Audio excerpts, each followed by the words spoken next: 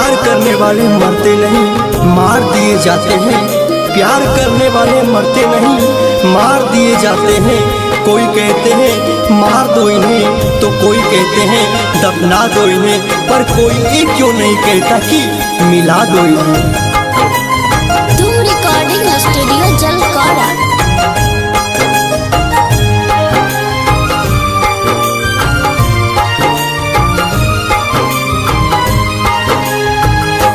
हमर पगली से हम के मिलाई दिहे चंदा रे, हमर पगली से हम के मिलाई दिहे चंदा रे। दिलबा के बतिया से हो, दिलबा के बतिया से कराई दिहे चंदा रे। हमर पगली से हम के मिलाई दिहे चंदा रे, हमर पगली से हम के मिलाई दिहे चंदा रे। Music by Rakesh ji.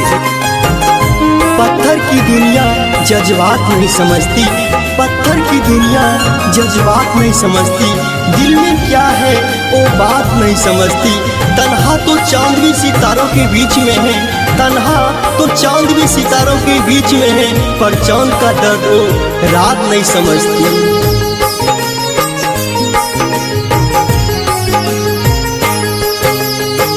हमरे नियान रोबई होते हमारा आधा, ओकरा बिना छियै हम भी आधा।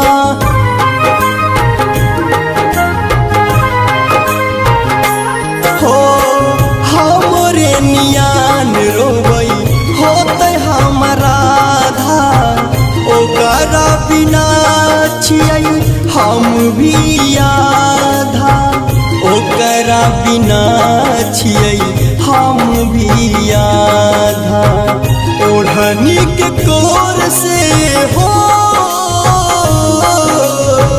ओढ़नी के कोर से लोर पोछाई दिहे चंदा रे।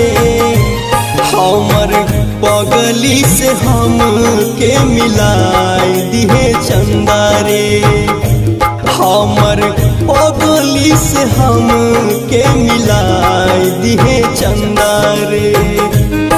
एक दिन हम भी कफन ओढ़ जाएंगे, हर एक रिश्ता इस जमी से तोड़ जाएंगे। जितना सताना है सता लो, जितना सताना है सता लो, एक दिन रुलाते हुए सबको छोड़ जाएंगे, छोड़ जाएंगे।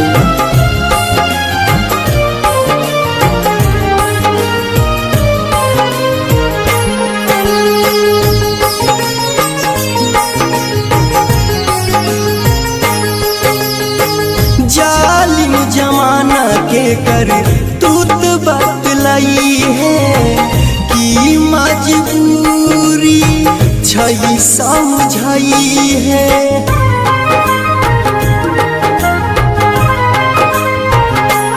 हो जालिम जमाना के कर तूत बतलाई है, कि मजबूरी छई समझाई है, कि मजबूरी छई समझाई है। डी के हिंदुस्तानी के हो, डी के हिंदुस्तानी के आवाज कहो चंदा रे।